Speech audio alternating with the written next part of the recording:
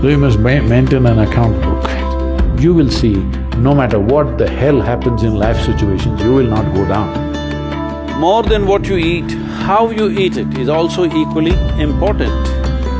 Check and see if you're still alive. If you are, just do this much for your sake.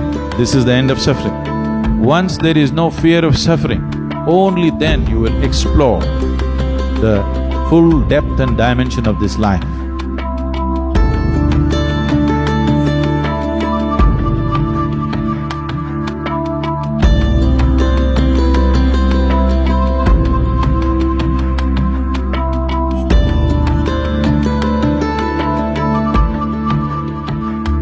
Outside challenges are many. There are many things in the world. Some things will happen, some things won't happen, some things will act for us, something will work against us. These things are happening all the time. But am I functioning for myself or am I functioning against myself? Within this, is my life little more exuberant, little more better, little more joyful, little more peaceful? You just measure this every day. So you must maintain an account book. Yes, if you're doing business, how do you know whether you're progressing? Only one who keeps accounts knows whether he is making money or going down, isn't it so? Similarly, you must maintain an account. You just see, let's say yesterday you were joyful 5 times in the day. Today if you're 6, you're better. Tomorrow if you're 7, you're better. But day after tomorrow if you're 3, you're worse. How many moments of joy do you have? Why I'm talking about joy is we are not using joy as a goal. Joy is a measure. Joy means you're at ease. Joy means you become more of life than being a mental mess, isn't it? Joy does not mean that you attain to something. Joy simply means life has come to ease, you're not messing yourself up. Spend 5 minutes, have I been better today than yesterday? Has my day been better? Every day, if you keep accounts, you will see, no matter what the hell happens in life situations, you will not go down.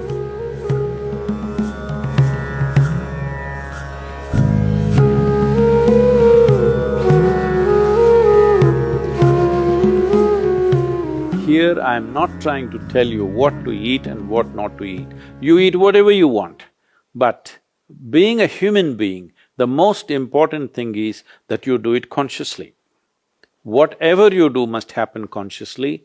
Your selection of food and consumption of food also must happen consciously. More than what you eat, how you eat it is also equally important. When I say how you eat it, these are all live substances. Every one of them had a life of their own, whether it's a plant, animal, vegetable, every one of them had a life of their own. If you approach it with a certain sense of gratitude and reverence towards the food that you eat, when I say reverence, it may feel like too much for you, but I'm asking you, let's say we put you in a room and you had nothing to eat for 5 days. If God appears in front of you, what will you ask for? Food? So that's how important it is. You must understand the food on your plate is not just a substance, it is not a material, it is not a commodity, it is life. It is the life-making material for you. So you must treat it as such.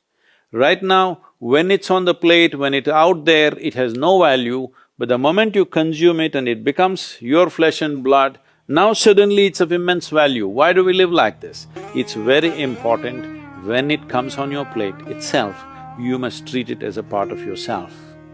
With great reverence, you must consume.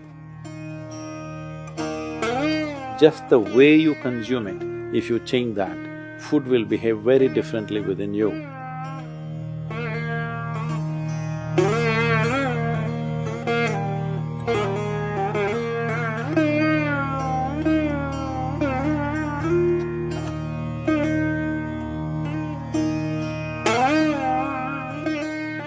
The soil that you walk upon has a certain sense of intelligence and memory. So even if you happen to live in a concrete jungle, it is important to keep in touch with the earth upon which you live. create ways for yourself to somehow remain in touch with the soil or the earth upon which you live, that part of the earth. With your bare hands and bare feet, see particularly the palms and the soles, if they come in touch with the earth on a daily basis, at least for a few minutes, a certain harmonizing of the physiological process will happen just being in contact with the earth. If you spend at least a few minutes in your garden, barefooted, touching plants or trees, because this is the basis of your life. All life, yours and every other creature, has come out of this earth. Stay in touch with it and harmonize your system.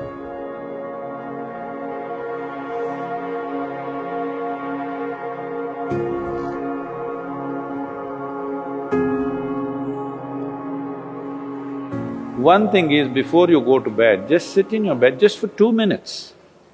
2 minutes, just see, suppose you're going to die right now in 2 minutes' time, how it'll be, and then sleep. You will see tomorrow when you wake up, you'll wake up like you just born. If you go to sleep with this awareness, you will wake up with a completely new dimension of energy within you. Suppose you wake up tomorrow. No, that's not… See, you think it's a joke, that's a problem. Every day, nearly 300,000 people don't wake up tomorrow. So in case you wake up tomorrow, check and see if you're still alive. If you are, just do this much, for your sake, not my sake. One big smile, you're still alive. Hello? Is your is your life worth this much? See, do not think every day you will wake up, one day you will not wake up. Yes or no?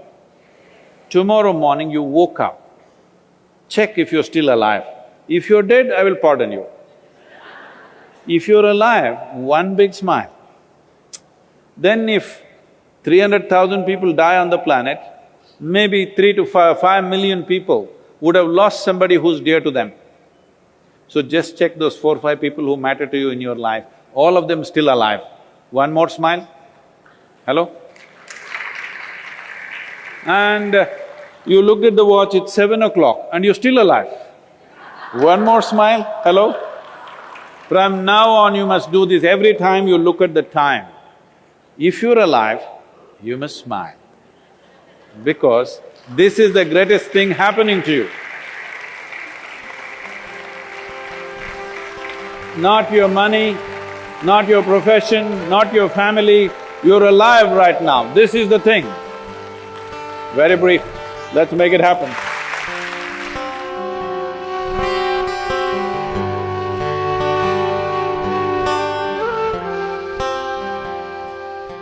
Your ability to live well on this planet is essentially how well you can harness this body and this mind. Yes or no? So if you have to harness this the way you want it, it's very important. There is a little space between you and the body. There is a little space between you and the mind. Whatever suffering, any kind of suffering that you have known in your life has entered you either through the body or through the mind. Do you know any other kind of suffering? Do you know any other kind of suffering? Physical suffering, mental suffering. There's only 2 things you know, isn't it? If a little distance arises between you and the body, between you and the mind, this is the end of suffering. Once there is no fear of suffering, only then you will explore the full depth and dimension of this life. So, one thing we want to do is, we are bringing this what's called as Isha Kriya, which gives you a distance between you and your thought, between you and your body. If people experience this for 2 minutes a day, their lives will change. Definitely, I'm telling you. Once they know the freedom of it, you will not like anything. You will not like any drink or drug or whatever, because it is a much big high than that. Much big high than anything that you have seen. So one of the resolutions that you take for the new year is, I meditate.